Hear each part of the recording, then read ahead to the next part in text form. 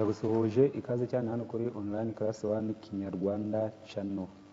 Muri video y'uyu munsi ngiye kukwereka akantu k'ubwenge. Ushobora kuba uri umunyeshuri cyangwa se ukaba uri mwarimu, but iyi AI tool nkuzaniye iragufasha mu buryo bwose bufatika. Niba udasanzwe uzi AI tool icyo ari cyo, iyo bavuze AI tool baba bavuze artificial intelligence tools muri iyi minsi zigezweho nyine zigufasha abantu mu bintu byo koroshya ubuzima. Rero niba uri umunyeshuri cyangwa se uri umwarimu uri gutegura ziriya pedagogical documents, iragufasha cyane kabisa kandi ndabizi ko igiye kugufasha.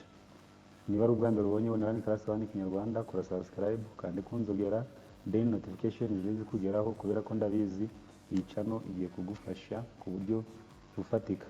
Reka tureke gutinda rero tuze hano. AI tool nkuzaniye ni yitwa School AI. Murabona ko nakoze lesson plan, nakoze multiple choice quiz, nkora vocabulary list, amasyllabus n'ibindi byinshi bigiye bitandukanye. Ushobora kuba wabikora wifashishije iyi AI tool.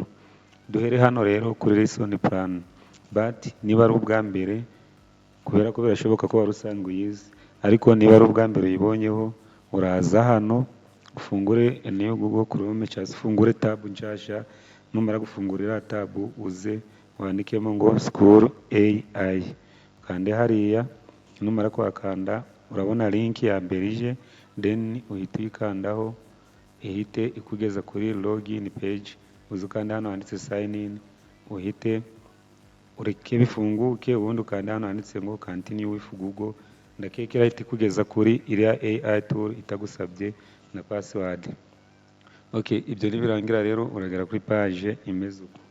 Niba nta kintu na kimwe wakiritinze cyangwa se wakoze wifashishije School AI, uraza usangeho aya magambo lesson plan na generate.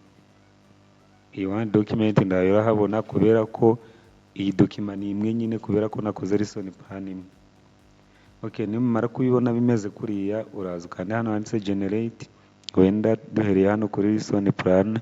Tumara guhera kuri lesson plan, urahita ukanda hano handitse ngo select grade, then uzufate iyi grade ya gatatu. Numara gufatira grade ya gatatu, uzwandikeho topic.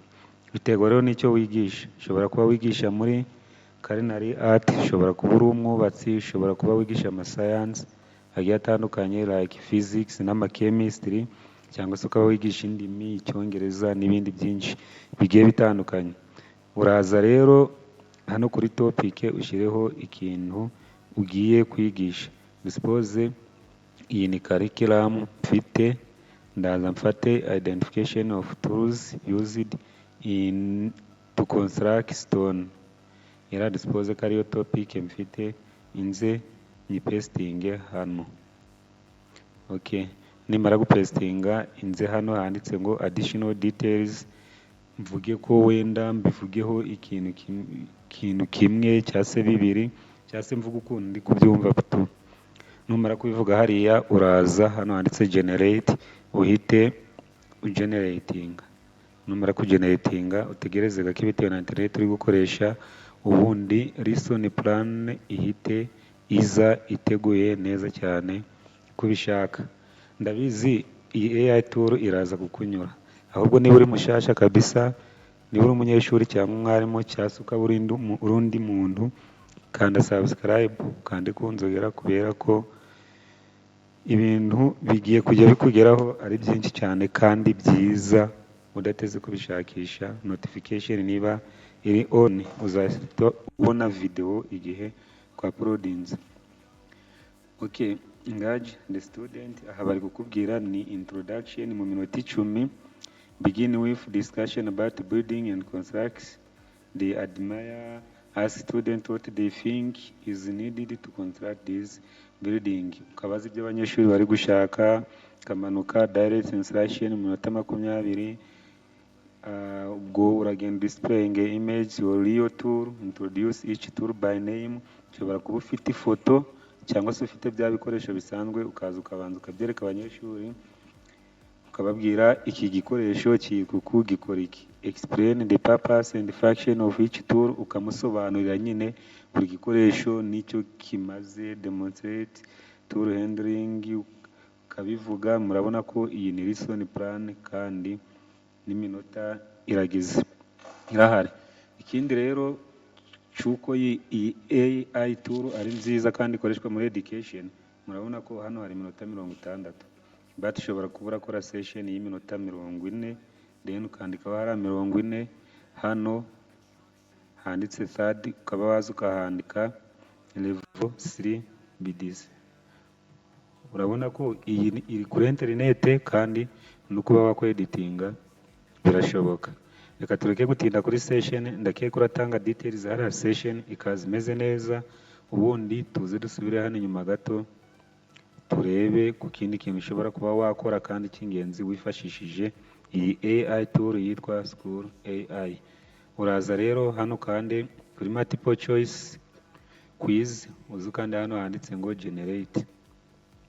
Okay, reka manze mbereka akantu gato.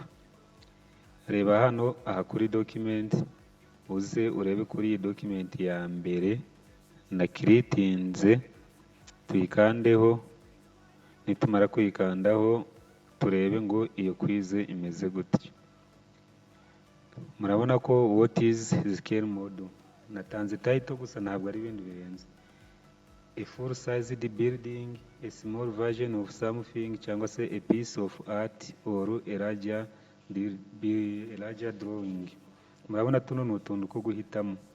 Umuntu rero wiga building cyangwa se wiga ubwubatsi, ndakeka yahise amenya agasubizo ka nyako ngo ni akahe. Ikindi, what tool are used to make scale model? Cooking utensils, measuring tape and rulers, paint brushes, garden. Urumva hariya ushobora kuba wahitamo tools zose zikoreshwa. Ikindi, reka nze nkwereke ikindi kintu nakoze, narimisemo, reka ndebe iyi nayo ni ibibazo n'ibisubizo. What is the primary purpose of arch in masonry construction? Urabona umuntu wiga nyine bino bintu arabizi, but wewe urashyiramo ijyanye na domaine yawe. Murabona n'ibisubizo hano hasi bihita biza.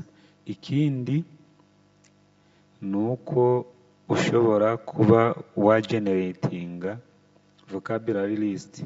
Suppose ko ugiye uteguye session irimo ibintu byinshi bigiye bitandukanye, then hakaba hari ibintu byinshi by'abanyeshuri bashobora kuba bakubaza. Uraza mbere yuko ugiye gutanga ya session, bya bintu byose byo uri gukeka, iyi AI tool ishobora kuba yabigufashamo. Ukaza, murabona natanze topic kuri rental and arch construction, ndakeka hano biri kugaragara neza. Then maze gutangira topic, ndaza ndayibwira ngo nkorere cyangwa se ugenerating izi vocabularies. Urabona uhereye kuri construction, rental, arch, brick, stone, support n'amabimu, ukaza ukagera kuri 93. Ibi rero kubikora ni ibintu byoroshye kugeneratinga ziriya vocabulary. Uraza hano handitse generate, wamara gukanda hano handitse generate, ukaza ukavuga ngo number of words to define, ushobora kuvuga amagambo 20. Then hano handitse topic, ukaza ugakopiya ya topic hano, then grade ukaza ugahitamo hano 3. Biri ushobora kubyeditinga. Standard ushobora gukanda hari ugahitamo standard, but nabonye biri atari ngombwa. Ubundi ukaza ugakanda hano handitse ngo generate.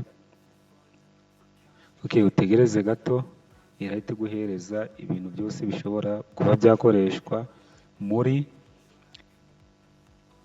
hano hejuru. Muri ibira ni tools used in construction structures.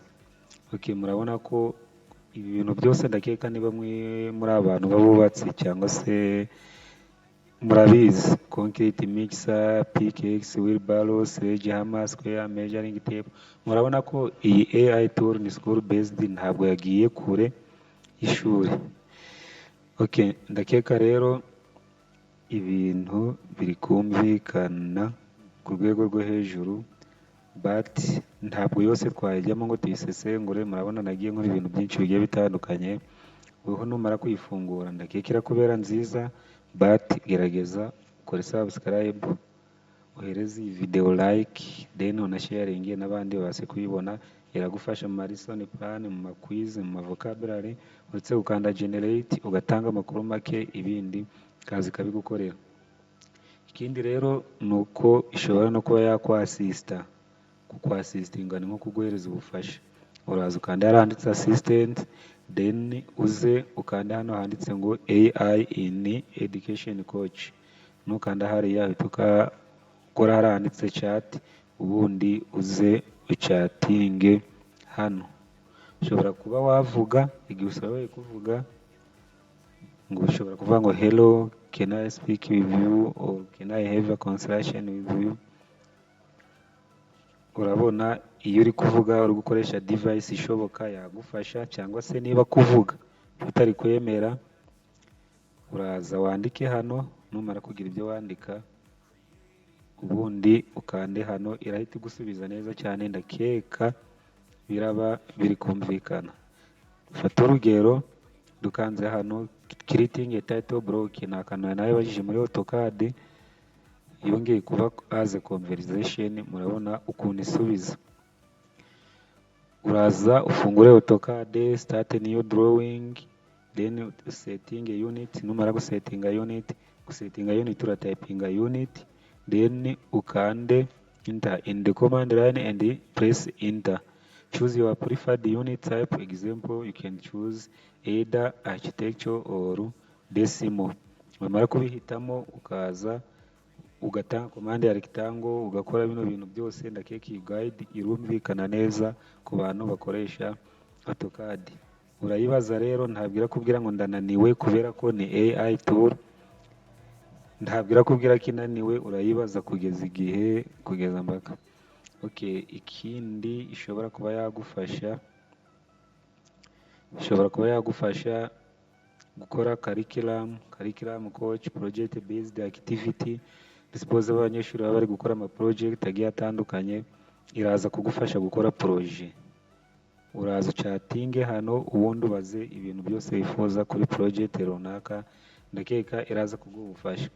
Ndakeka rero bibaye byiza we sharinga iyi video.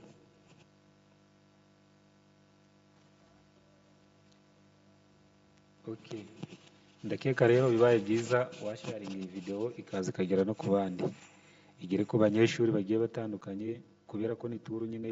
Murabona igihe tugezemo ni cyo gukoresha izi AI tool, cyangwa se gukoresha ikoranabuhanga ku buryo bworoshye. Yaza ikagufasha gukora ibintu bigiye bitandukanye, harimo kugufasha muri la projet. Igihe ufite project, igihe ufite ibintu runaka, ishobora kuba yagufasha gukora ibintu bigiye bitandukanye. Okay, ndabashimiye rero kabisa. Niba bwari ubwa mbere ubonye online class 1 Kinyarwanda, ndakeka wakanje subscribe.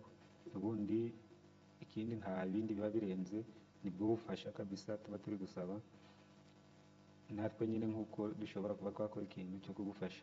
Kenda gushimiye rero kabisa. Ikindi ni ukureba video kugera irangiye, kuyirebera nyine kuri internet. Kwa kuntu ubona video ugahita downloadinga ntabwo bari byiza, kuyireba nyine gutya kuyireba kuri internet. Ndagushimiye rero, niba wari mushasha cyangwa se niba wasanzwe, mwese muri ab'agaciro. Thank you very much. See you next time.